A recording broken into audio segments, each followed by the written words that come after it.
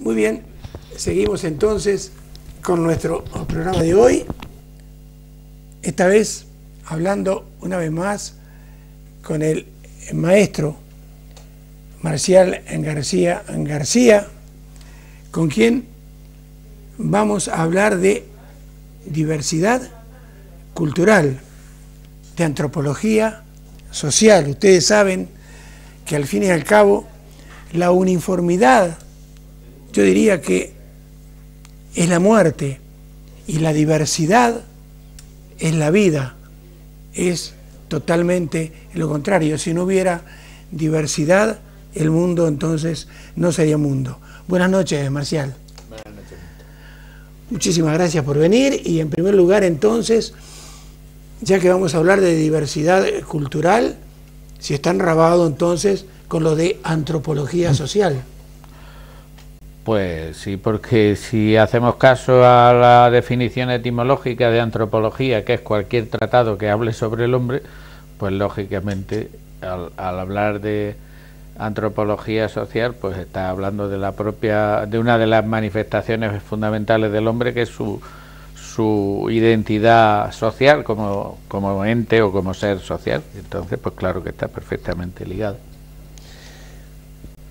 ¿Cuáles son, por lo general, a lo largo y ancho del planeta, las actitudes de los hombres frente a esa diversidad cultural que se encuentra?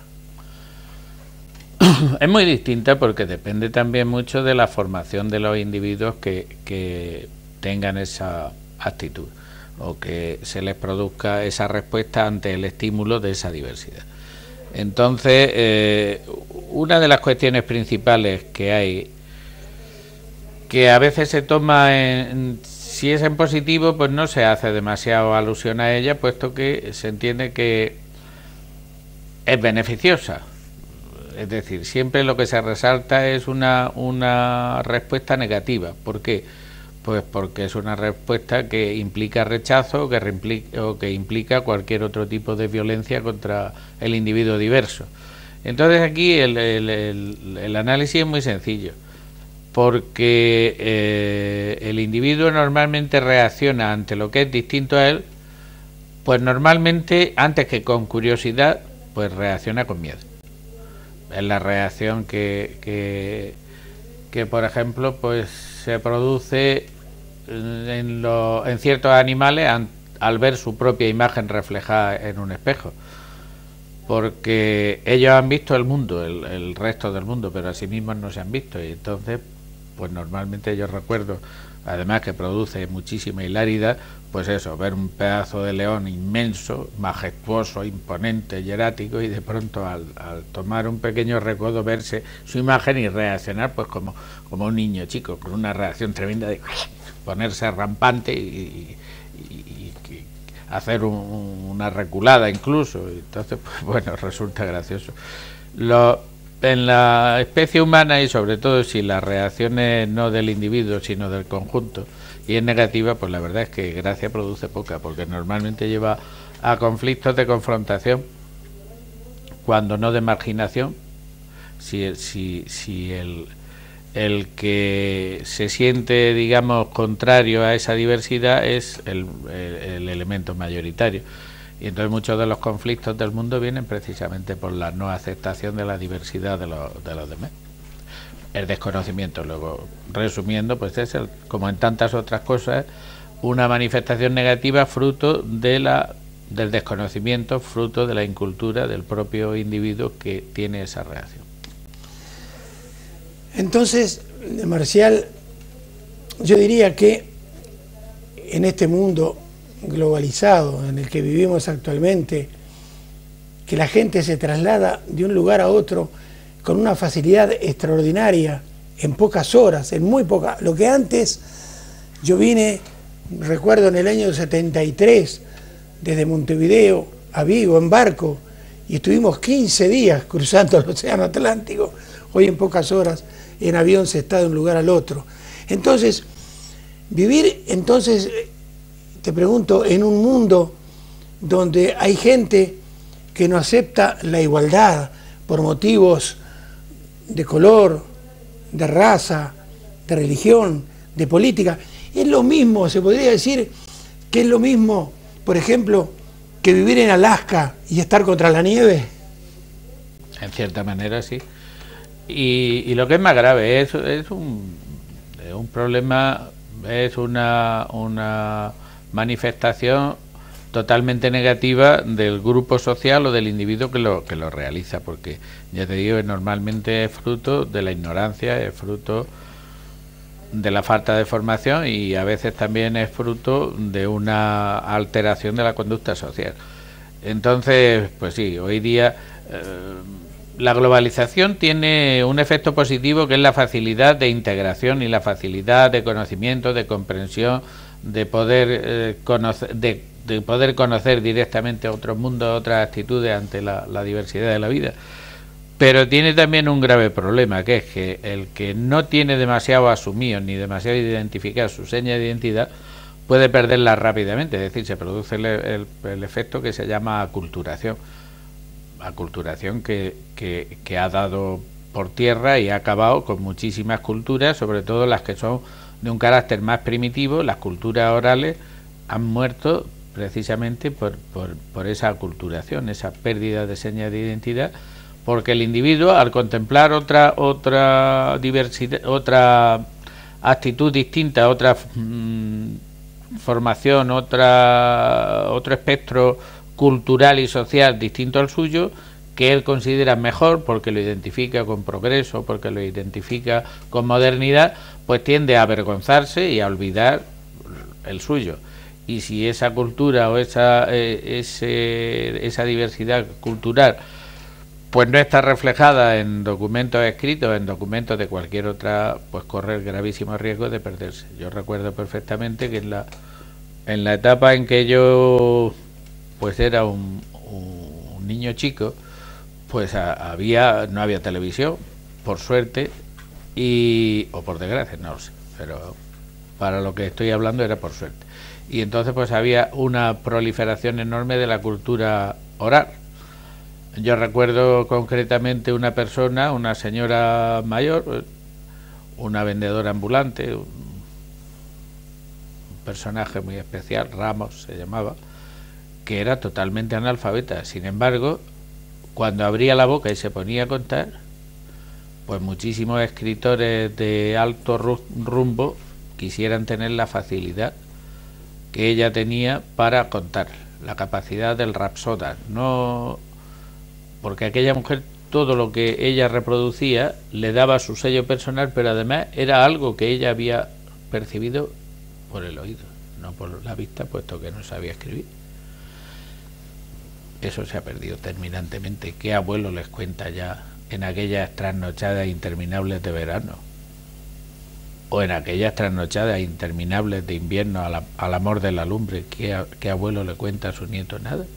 Si el nieto está pendiente de no sé, porque sé que voy a decir un nombre y voy a estar, porque yo en eso estoy muy obsoleto, estoy muy atrasado.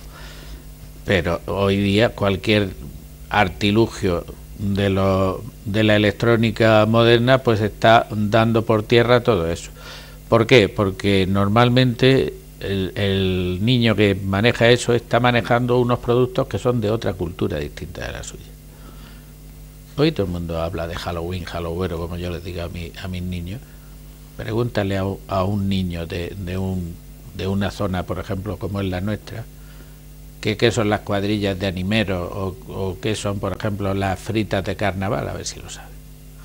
Y de Halloween estarán, vamos, hasta se disfrazan en los colegios, se disfrazan, te hacen la parodia. Pues muy bien, eso está muy bien, por una cultura anglosajona en su sitio, mi respeto, mi admiración máxima, pero que un niño de aquí lo identifique y lo haga suyo olvidando lo suyo, pues la verdad es que falla algo en la sociedad que produce ese fenómeno, falla algo, y algo desde luego tremendamente lamentable y lastimoso, porque con ese sentido, pues tú imagínate un pueblo con una cultura como pueda ser, por ejemplo, el pueblo saharaui, una cultura tremenda de gente nómada, en un 90% ágrafa, es decir, no escrita, que de pronto toda esa gente se asocia a ese fenómeno de los nuevos métodos de comunicación social y de pronto se pierda toda esa cultura. ¿Qué va a pasar? Pues no lo sé, imagino que no pasará nada, pero que es lastimoso, desde luego que sí. Y así ocurre en este mundo que tú aludías antes de la globalidad, en donde, mira, hay sitios,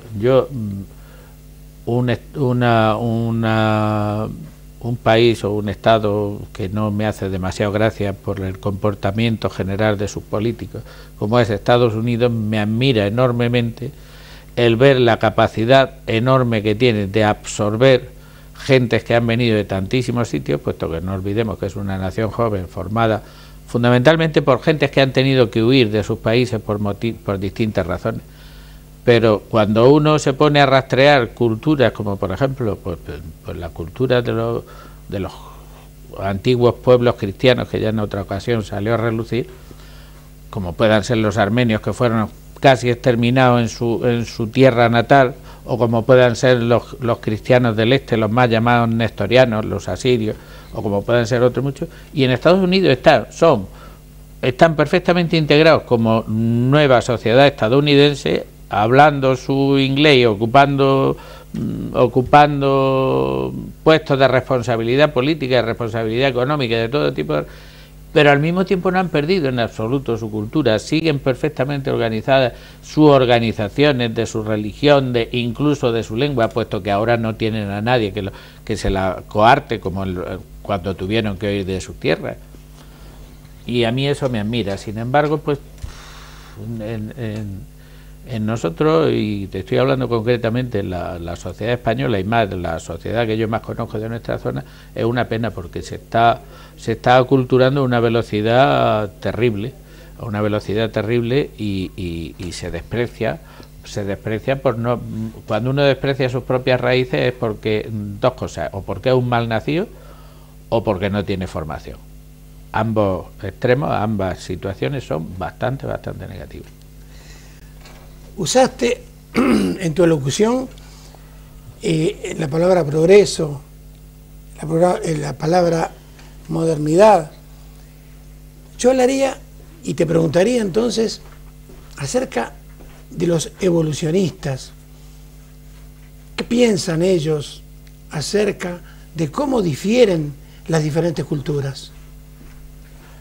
No, ya solo el evolucionista como tal, seguidor de una opción cultural o una opción filosófica, sino la persona que observe, tiene que tener muy claro, las teorías evolucionistas, las realmente llamadas teorías evolucionistas, parten de un principio básico que te lo está demostrando la vida, tanto la de los seres inertes como la de los seres vivos día a día. Y es la tesitura de que ante un cambio brusco, o te adaptas o desapareces.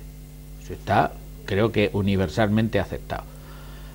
Ahora, si hablamos del evolucionismo, sobre todo el evolucionismo que se pone en boca de los enemigos del evolucionismo, pues yo, como estoy harto de oír disparates tales como que Charles Darwin dijo que el hombre descendía del mono, yo quisiera que alguno de esos listos, yo a esos les llamo los tontos ilustrados, que algún tonto ilustrado de esos me traiga qué cita de qué obra de Charles Darwin dice eso. Que yo sepa, y resumiendo, el señor Darwin lo único que dijo es que los actuales primates, sea cual sea, y nosotros tenemos un ancestro común, como tú y yo podíamos tener un bisabuelo común, que fuese la misma persona, pero en ningún momento quiere decir que tú seas hijo mío ni que yo sea hijo tuyo. Entonces, volviendo al sentido de tu pregunta, pues efectivamente el evolucionismo es la adaptación a las nuevas circunstancias.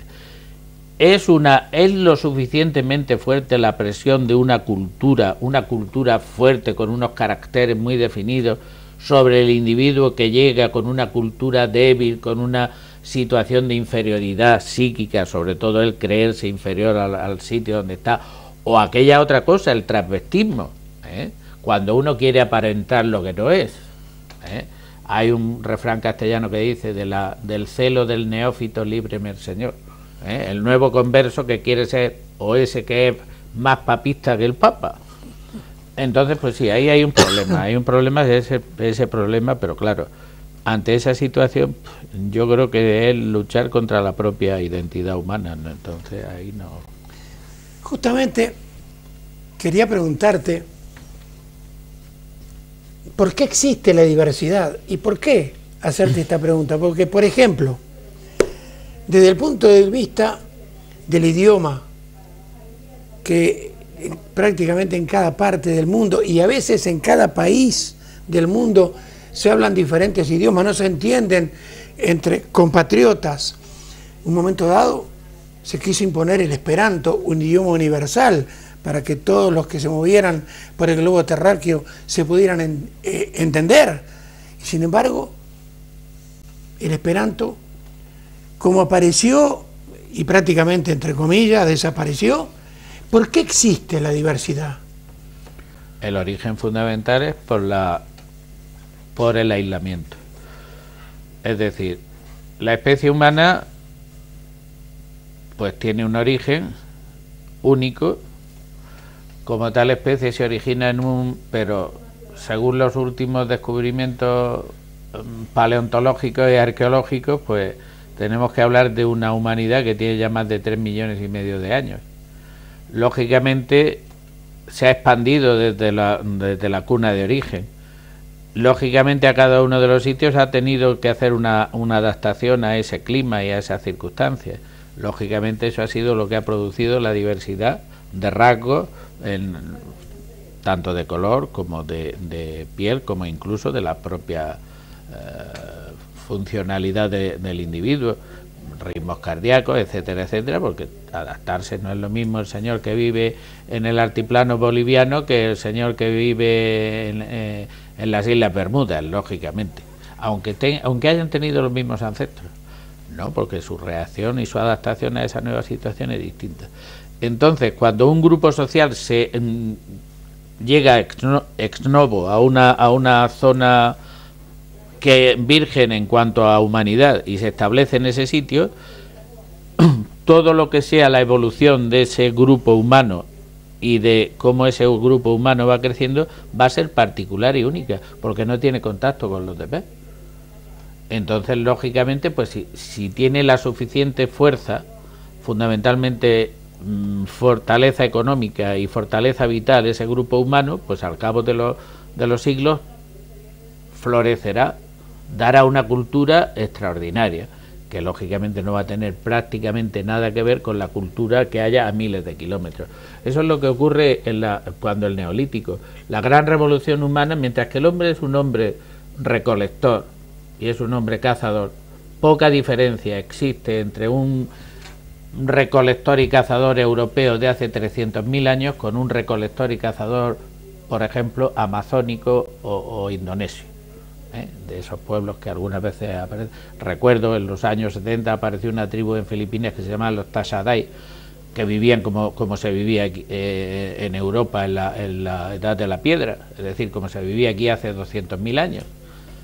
Entonces, pues cuando eso se produce, el contacto, cuando se ha producido una reacción ante un determinado, que es lo que ocurre en el Neolítico, en puntos totalmente distintos del globo, pero en circunstancias muy parecidas, porque el Neolítico, la revolución neolítica, es decir, el descubrimiento de cómo cultivar la tierra, aparece más o menos con muy pocos cientos de años de diferencia en lugares muy distintos del globo, pero más o menos en la zona cálida, en la zona templada, mejor que en la zona cálida.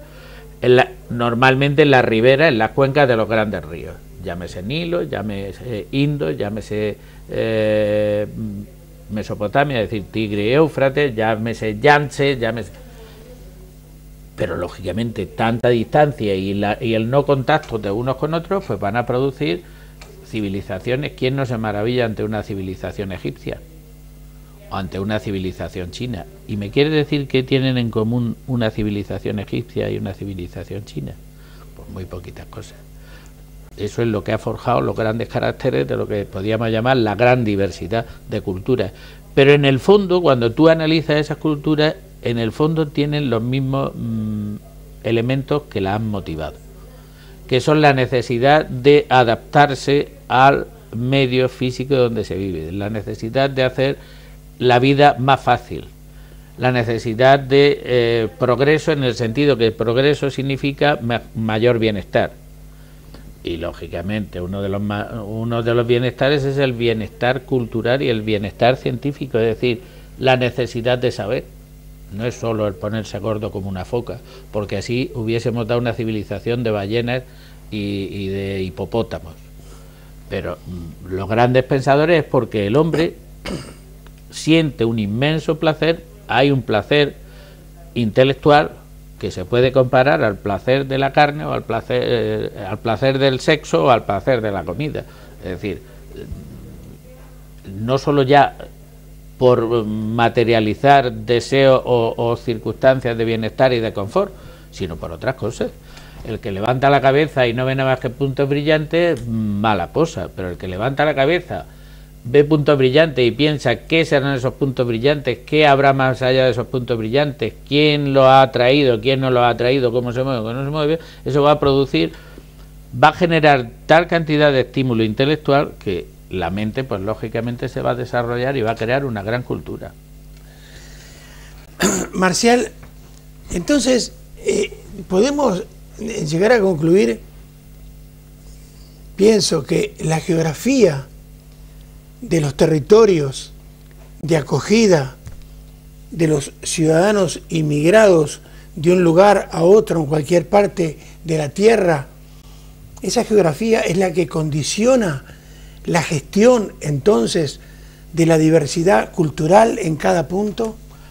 Pues no cabe duda que ese sería uno de los condicionantes. También es un condicionante fundamental la política que se siga en esos territorios, porque todos sabemos de que se han seguido distintas políticas. Por ejemplo, la política que siguieron los colonos británicos cuando se establecen en América del Norte es totalmente distinta de la política que siguieron los españoles, la gente de la Corona de Castilla, cuando se establece en los territorios de la América Central y América del Sur. ¿Quién conoce hoy alguna cultura estadounidense? Y que es que esos indios no la tenían. Los cherokees, los pueblos, los cientos de pueblos distintos. ¿Y quién la conoce? No la conoce por una razón muy sencilla, porque la política que llevaban estos colonos era que el mejor indio era el indio muerto y el mejor poblado indio era el poblado quemado y destruido. Yo sé que en los territorios de la América hispana o de la América de influencia cultural hispana, pues se habla mucho de las maldades que hicieron los españoles, por supuesto. Quien se iba de acá no eran santos. Incluso los monjes, incluso los frailes que iban supuestamente a evangelizar eran unos pájaros de muchas cuentas, pero nosotros teníamos ya un modo distinto de reaccionar ante la diversidad. Nosotros habíamos sido en la península ibérica hacia un crisol de acogida de culturas distintas y de asimilación de esas culturas. Durante la Edad Media, a pesar de que hubo momentos de conflictos muy grandes, aquí convivieron tres grandes culturas que fueron la musulmana, la judaica y la cristiana latina, que hay que diferenciar, porque parece ser que cuando se habla de cristianos no se habla nada más que de católicos, no, cristianos latinos. Y por eso cuando hoy vas a Argentina, vas a México, vas a Perú, vas a cualquier otra parte, hablas de la cultura criolla, pero también hablas de la cultura de los pueblos anteriores. Y te maravilla de ver un Machu Picchu. Me hubiera gustado a mí ver qué hubiera quedado del Machu Picchu si los colonizadores hubiesen sido británicos. Y hoy en Perú, en vez de hablarse el castellano como lengua originaria y fundacional de la nación, y actualmente cooficial con el quechua y con el aymara, creo que es el otro, ¿qué hubiese pasado si hubiesen sido los británicos que se establecieron en las 13 colonias fundacionales de los Estados Unidos de Norteamérica? ¿Dónde estaría el Machu Picchu? Quisiera yo saberlo. Marcial, para concluir un poco... No, a mí no, yo no concluyo nunca. No, pero te quiero decir que... Será el programa, ¿no? Sí. Ah, bueno, porque yo no concluyo. En primer lugar, que yo no soy quien para concluir. El quien tiene el alfa y la omega, el principio y el fin, no soy yo precisamente. Yo opino. No, yo te quería decir que, por ejemplo, en dos oportunidades. Una fue por allá, por el año 1980, y otra fue en el 98. Nosotros fuimos requeridos en ambas oportunidades. En la primera no fuimos, en la segunda sí. En la primera fuimos requeridos por un equipo de la ciudad de Jeddah, en Saudi Arabia, el Ittihad Jeddah, que había venido a Caravaca, inclusive a jugar contra Caravaca, cuando nosotros lo dirigíamos. Y en el año 98, estando nosotros en Estados Unidos, fuimos contratados por un equipo de Emiratos Árabes Unidos, el Ras Al Khaimah. Entonces recuerdo perfectamente bien que antes de viajar a Emiratos fuimos a visitar a la familia, parte de la familia de mi señora, en Toronto, en Canadá. Y qué miedo que tenía la familia de mi señora, porque no conocían perfectamente religión, cultura, ese grupo étnico. Entonces es común que la gente, al no conocer diferentes culturas, tener miedo a esto. Ya lo decíamos al empezar la conversación esta noche, que precisamente el motivo fundamental de los conflictos entre culturas, entre diversidad antropológica, es el miedo, el desconocimiento. Y además, en este sentido, vuelvo a repetir otra vez más, esta nación que acabamos de nombrar está creando un gravísimo problema en la conciencia internacional mundial respecto a los musulmanes. Porque como es una cultura, si es que se puede llamar así, es una actitud tan sumamente sectaria que identifican a todos los musulmanes con los monstruos que ellos mismos crearon en su momento, porque no olvidemos que Bin Laden es una creación de Estados Unidos. Entonces, claro, asocia a terrorismo yo estoy completamente seguro, no he estado nunca y pienso seguramente no ir nunca, no estar nunca en Estados Unidos. No, pues nada, son tonterías. A lo mejor es una deformación mía también hacia esa, pero creo que aún me quedan sitios más interesantes que visitar que eso. Pero yo estoy, si es cierto lo que hasta aquí llega, tanto de internet, de reacciones de la opinión pública, de intervenciones políticas, de manipulaciones internacionales de la opinión pública internacional, de que el 90 y tantos % de los estadounidenses identifican musulmán con terrorista y con asesinos despiadados, y olvidan que, por ejemplo, pues los números, Al-Biruni, el mundo de la trigonometría, pues es que el mundo de la medicina, el gran influjo a partir de los griegos fueron los musulmanes. Parece ser que eso se olvida. Y que las maravillas, las 101 maravillas, tanto de la literatura como de la arquitectura, como de tal, que las actuales culturas del mundo islámico hay algunas que son excluyentes, es cierto. Tú comprenderás y tú podrás ratificar con lo que yo voy a decir ahora, que por ejemplo cuando tú estuvieses en Jeddah, lo mismo que no se puede, por ejemplo, acceder a la Meca, el que no sea musulmán, porque esos países tienen un criterio muy especial con respecto a porque claro, ahí no se puede diferenciar religión de modo de vida, porque es un todo conjunto. Entonces, si no eres musulmán, no tienes permitido el acceso a y determinadas cosas que según el criterio de la cultura occidental se consideran democráticas, allí se consideran simplemente o pecaminosas o contrarias a la religión. Por lo tanto, te lo van a impedir. Pero eso, si tú lo conoces, entonces tú quieres establecer una relación de conocimiento y de respeto con esa, pues lógicamente te sorprenderá. Abu Dhabi es o los Emiratos, cualquiera de los otros Emiratos del Golfo Pérsico, es una muestra de una sociedad islámica exactamente igual, suníes, con la misma formación histórica de antiguos pueblos que han sido pueblos nómadas, que han adoptado el Islam desde sus comienzos, y sin embargo totalmente abierta, porque circula mucho el dinerito y porque a todo el mundo es totalmente abierta a las formas de vida y a las formas de estar occidentales, o no. Entonces son cuestiones distintas. Podemos ver, hay sociedades o hay grupúsculos de la sociedad que son totalmente reaccionarios dentro de la cultura española, grupos religiosos o pseudo religiosos, grupos políticos de determinadas opciones de un corte determinado, que son totalmente contrarias y opuestas, son xenófobas, son anti. Entonces, un fenómeno, si el individuo humano vaya vestido con anorak o vaya con desnudo, nada más que con el cartucho peneal de las montañas, por ejemplo, de Papúa Nueva Guinea, en el fondo somos lo mismo. Entonces, ya para terminar, gestionar la diversidad, decís vos, desde el punto de vista de la interculturalidad, es entonces sí combatir el racismo en todas sus facetas.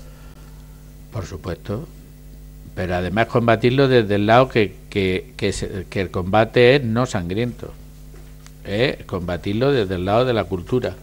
Si el que engendra el mal es el desconocimiento y la incultura, pues batamos al mal vacunándonos con cultura, con una gran formación, una gran preparación, un gran conocimiento y sobre todo unos grandes deseos de aprender, en vez de rechazar, de aprender, de comprender, de entender y de enriquecernos y de disfrutar.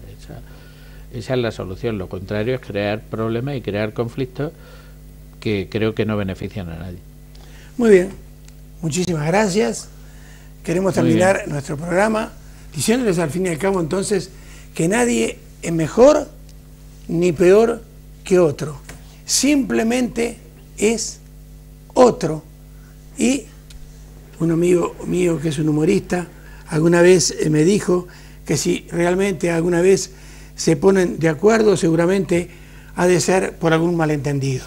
Pero de todas maneras, antes de irnos, agradecer tardíamente.